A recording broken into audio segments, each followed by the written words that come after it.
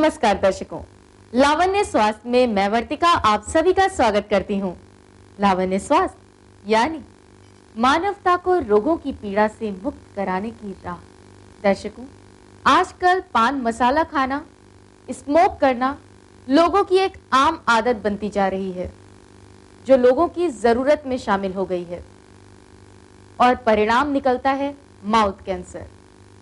Mouth cancer के और बहुत सारे कारण होते हैं, साथ ही इसका क्या उपचार हो सकता है और माउथ कैंसर किस हद तक घातक है, आज हम यही जानेंगे।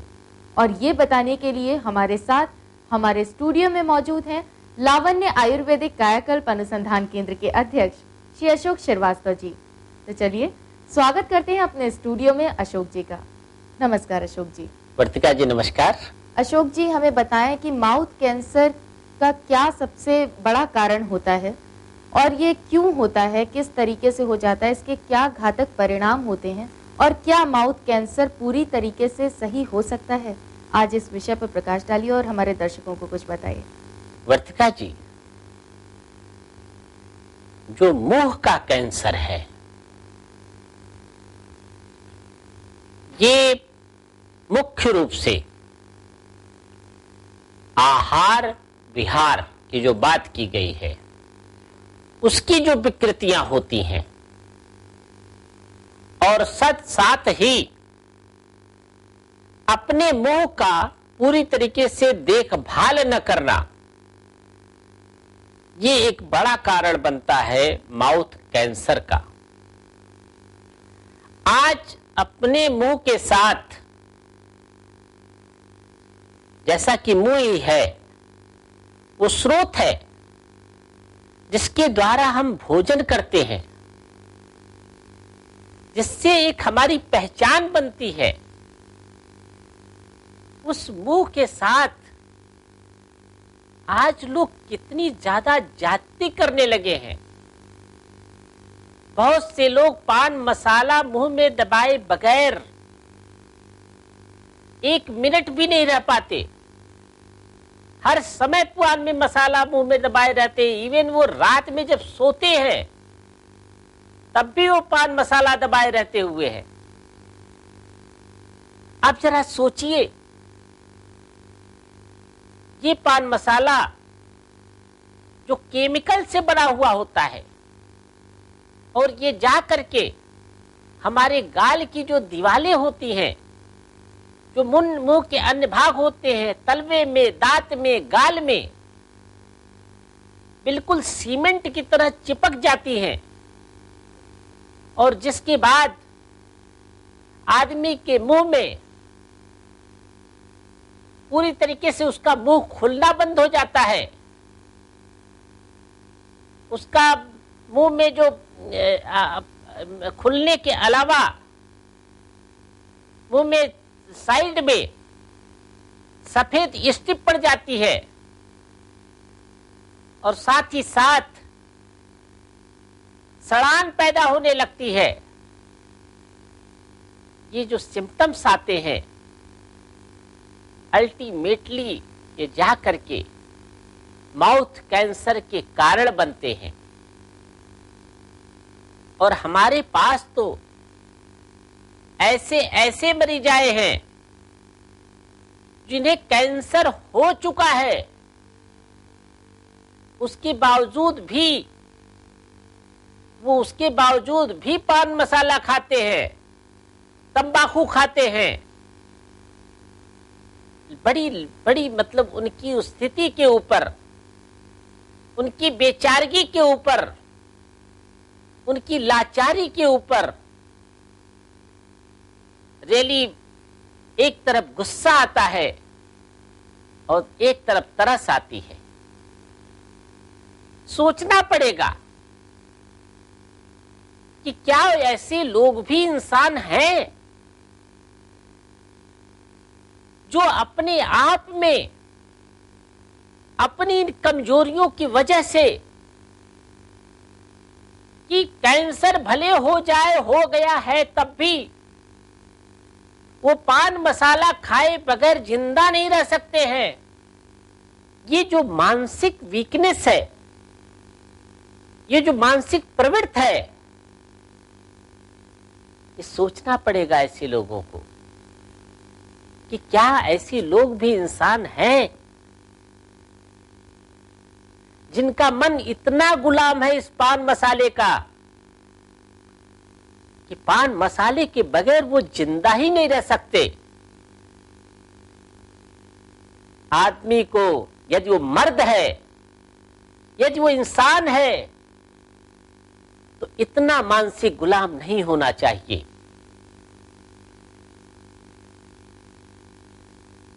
अपनी इस मानसिक गुलामी के ऊपर निश्चित रूप से आदमी को कंट्रोल करना चाहिए, क्योंकि बहुत बड़ा कारण बन रहा है कैंसर जैसे विकार का। और साथ ही साथ जो हाइजीन की बात है, मुख के हाइजीन की, कि हम सुबह उठते ही प्रातः सही तरीके से, सही तरीके के ब्रश से और सही तरीके के टूथपेस्ट या हमारी जो आज आयुर्वेद की ऐसी ऐसी औषधियां हैं, उनके द्वारा तैयार किया हुआ यदि हम मंजन इस्तेमाल करें तो वो औषधियां आपके मुंह को पूरी तरीके से सुरक्षित रख सकती हैं। और साथ ही साथ अपने खान पान में जो मिर्च मसाले का अत्यधिक प्रयोग होता है, ये भी कारण बनता है माउथ कैंसर आदि का। खट्टी चीजें, मिर्च मसाला, इससे भी बचना चाहिए। और पान मसाला, तंबाकू, सिगरेट, ये सब चीजें तो पूरी तरीके से त्याग देना चाहिए। यदि आप पूरी तरीके से नहीं त्याग पा रहे हैं तो इससे बेटर है कि आप पान खाएं, वो भी जाति के साथ नहीं। सुबह शाम एक एक बार खा लीजिए। अगर सुबह शाम खाने के बाद अगर केमिकल से बना हुआ कत्था ना हो, सही कत्था हो, सही चूना हो और पान आप खाएं, तो ये आपके लिए औषधि का काम करेगा। लेकिन खाना खाने के बाद यदि आपने पान खाया है तो आपको मुंह की सफाई जो है वो जरूर अच्छे से कर लेनी चाहिए। इसलिए पान मसाला जैसे विष से, ये स्लो पॉइजन है, आपको धीरे धीरे पूरी तरीके से मार रहा है, खत्म कर रहा है और आपको कैंसर की तरफ ले जा रहा है। और यदि आप वास्तव में इंसान हैं, मनुष्य का जन्म पाए हैं, तो धिक्कार है यदि आप इसके आगे अपने आप को सरेंडर कर देते हैं। इसलिए एक इंसान बनिए और इससे अपने आप को, अपने अंदर इतना विल पावर लाइए कि और संकल्प लीजिए कि हम पान मसाला नहीं खाएंगे, और यदि खा रहे हैं तो उसको निश्चित रूप से छोड़ देंगे। ये पान मसाला हमारे ऊपर पूरी तरीके से हावी नहीं हो सकता है, क्योंकि हम इंसान का जन्म लिए हैं। क्षमा करिएगा अशोक जी, आप हमें माउथ कैंसर के विषय में बहुत ही महत्वपूर्ण जानकारी दे रहे थे, लेकिन समय की कमी के कारण हमें अपनी चर्चा को यहीं पर रोकना पड़ रहा है। हम अपनी इस चर्चा को जारी रखेंगे अपने अगले एपिसोड में। आपका हमारे दर्शकों को इतनी अहम जानकारी देने के लिए और हमारे स्टूडियो में अपना वक्त देने के लिए बहुत बहुत धन्यवाद। तो दर्शकों, हम बात कर रहे थे माउथ कैंसर के विषय में, और अगर माउथ कैंसर होता है तो ये कितना घातक हो सकता है, इस विषय पर हमें अशोक जी बता रहे थे। लेकिन समय की बाध्यता के कारण हमें इस चर्चा को रोकना पड़ रहा है। हम अपनी इस चर्चा को जारी रखेंगे अपने अगले एपिसोड में। अगर आप पान मसाला खाते हैं और आपके मुंह में व्हाइट स्पॉट्स दिखाई पड़ते हैं या घाव हैं, मुंह आपका पूरी तरह से नहीं खुल रहा है या फिर कोई गांठ है आपके मुंह में, तो आप जल्द से जल्द संपर्क कर सकते हैं लावण्य आयुर्वेदिक कायाकल्प अनुसंधान केंद्र से और आने वाले किसी भी बीमारी से बच सकते हैं। तो दर्शकों, अब वक्त हो गया है एक ब्रेक का। कार्यक्रम अभी बाकी है, मिलेंगे एक छोटे से ब्रेक के बाद।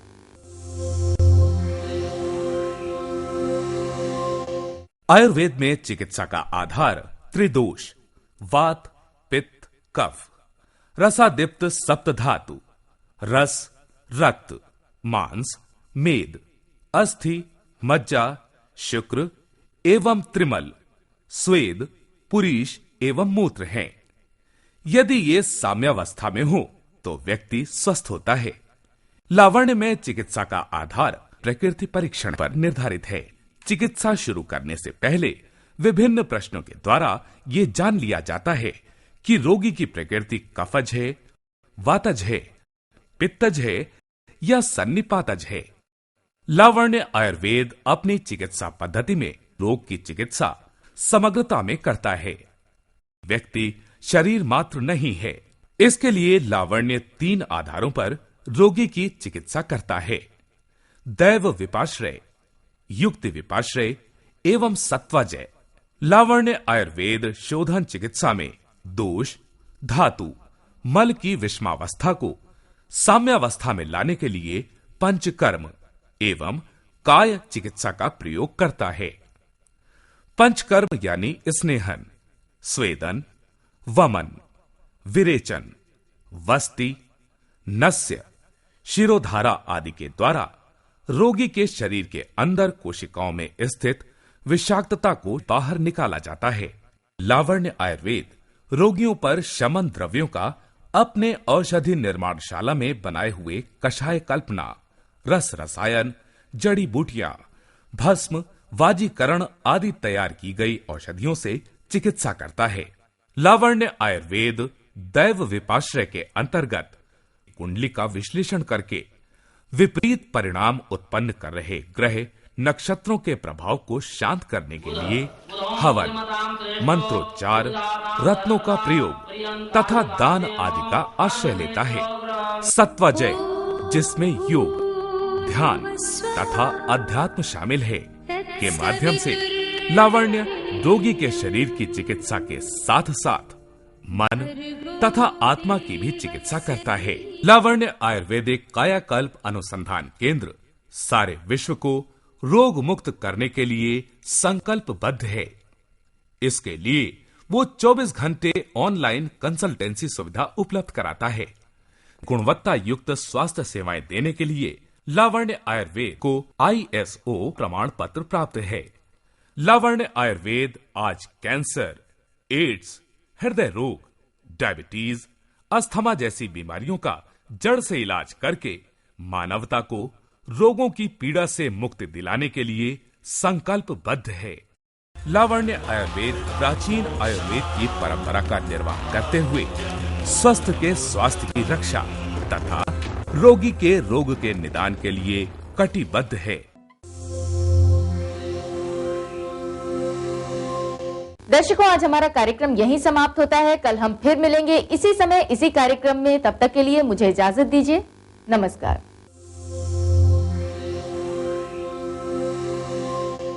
लावण्य आयुर्वेदिक कायाकल्प अनुसंधान केंद्र ने आयुर्वेद को अपनाकर आज बड़े बड़े असाध्य रोगों जैसे कैंसर, एड्स आदि का पूरी तरीके से इलाज ढूंढ निकाला है। लेकिन जब तक ये इलाज हर पीड़ित मानवता तक न पहुंचे तब तक हमारा ये प्रयास अधूरा है। आइए इस क्रांति का हिस्सा